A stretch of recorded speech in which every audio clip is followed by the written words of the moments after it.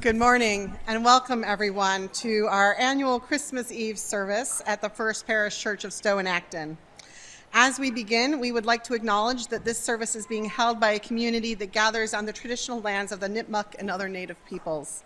For our full land acknowledgement, please see your order of service. I have a few additional pieces of information for you. If you did not get an order of service and a candle, the ushers have some for you. They also have little gift bags for the children out there, and if you didn't get one of those, you can take one you can get up at one of the songs and get one. There are electric candles for any children who are a little too young to hold open flames, and anyone else who would feel more comfortable not holding an open flame as well. If you are masking and would like a bell snuffer, I think we might have some of those, although I might have forgotten to put them out. So we have them? Okay.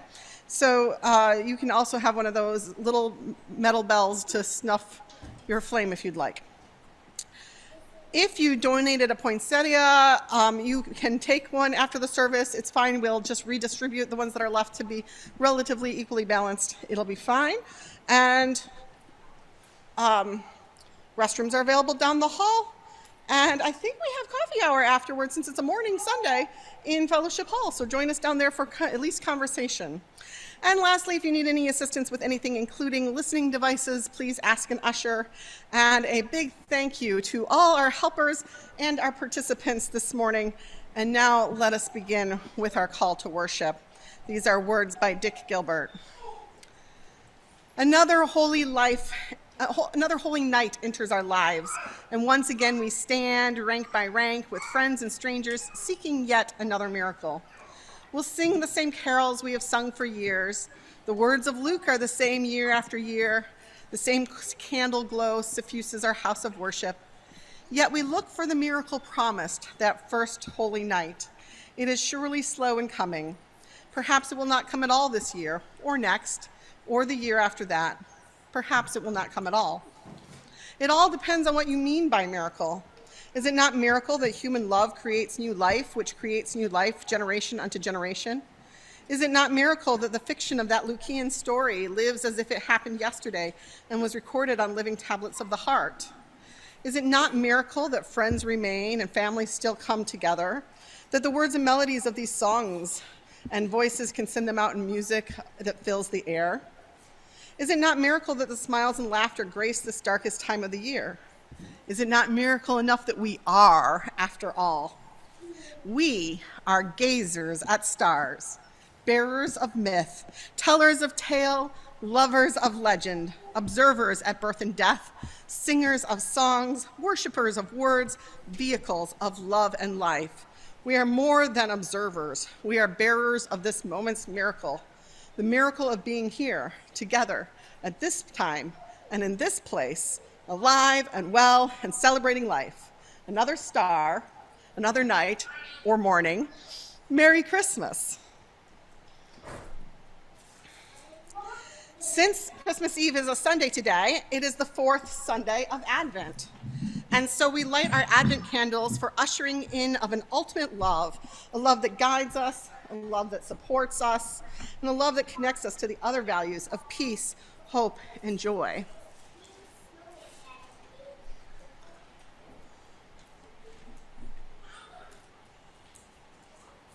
And it's been a tradition here for like half a century here at First Parish Church that on Christmas Eve we light our Christmas candle. It was made by Mary Warren, and it's a tradition here at First Parish Church.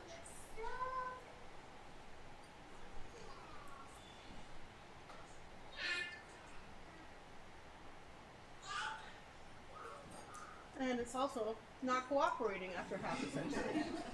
So here's what I'm going to do. I'm going to set this tea light in it. There we go. And we light our chalice, symbol of Unitarian Universalism, flame of our faith. And as may all the lights we kindle here today blaze a path of understanding, of embrace for our religious diversity, for peace on earth in our time. Please rise in body or in spirit now and join in our opening carol, Joy to the World.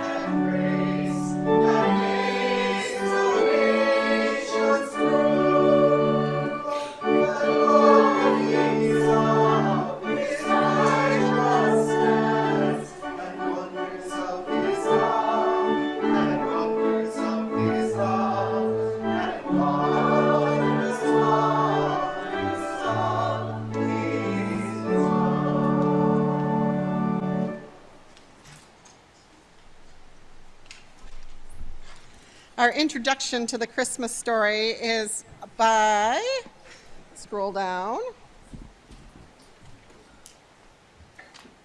Oh, I don't have the words in my order of service. Oh, by the Reverend Quinn Caldwell. There it is.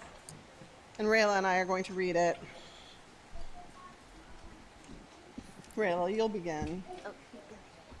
I thought you have the first line. No? I have the first line? Yep. No, you're the first line. Oh, okay. If you came to this place expecting a tame story, you came to the wrong place. If you came for a story that does not threaten you, you came for a different story than the one we tell. For even a regular baby is not a tame thing, and all goodness that cannot threaten complacency and evil is not much good at all.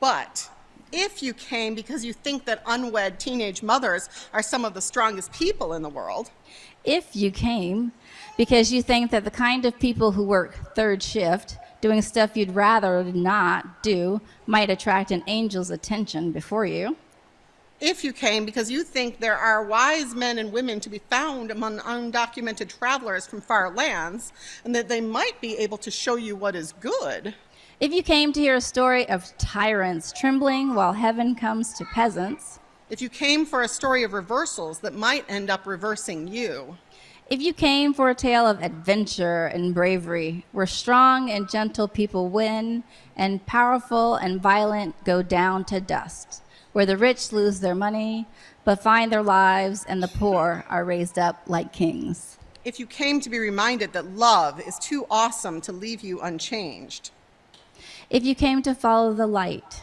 even if it blinds you. if you came for salvation and not safety, then my friends, you are in the right place.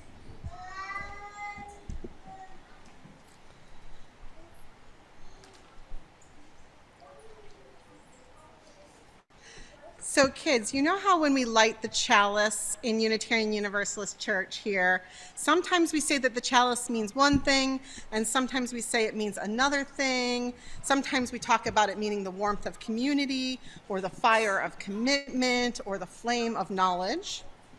Well, the same thing is true for the ancient stories.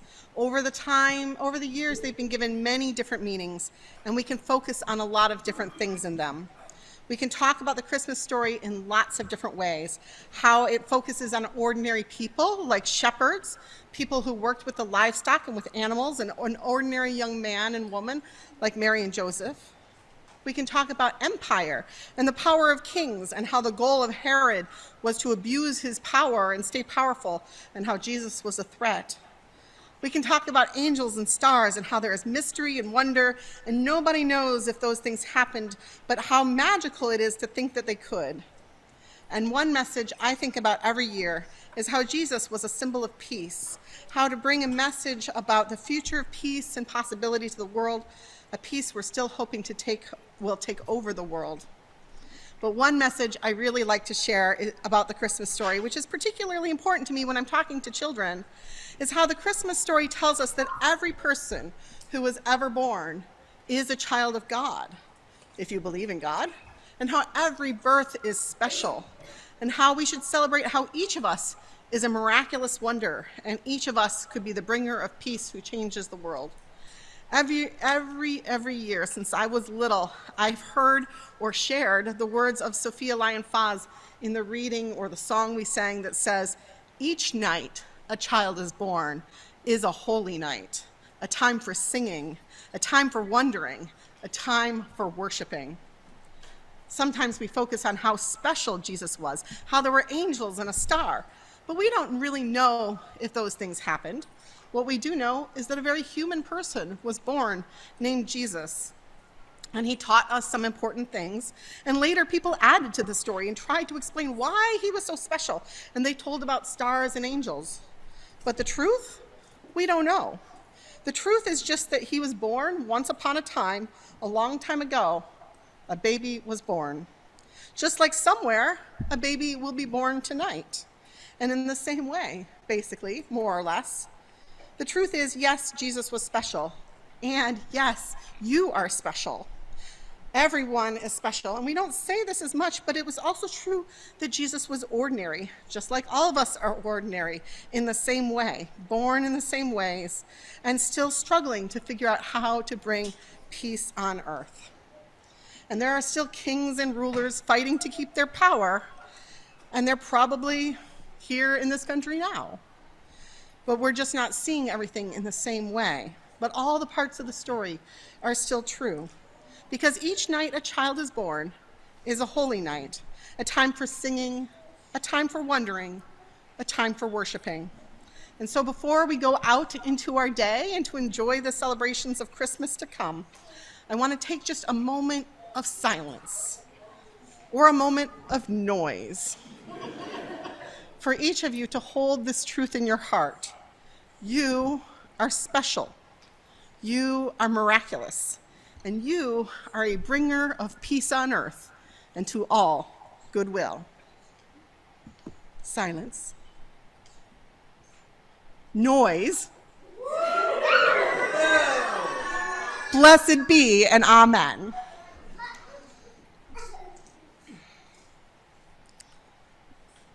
Before we light candles, I like to read these words by Howard Thurman.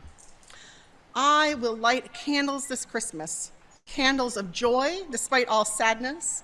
Candles of hope, where despair keeps watch. Candles of courage for fears ever present. Candles of peace for tempest-tossed days. Candles of grace to ease heavy burdens. Candles of love to inspire all my living. Candles that will burn all the year long. Here's my candle with my drip guard. I've lost it. Okay. Now I'm going to light yours, and then the ushers can go get the flame from you.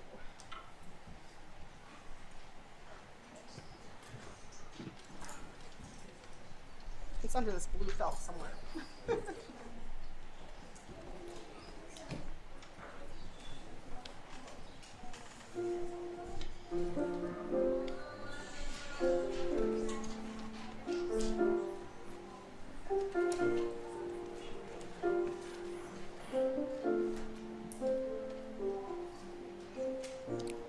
Please join in singing Silent Night.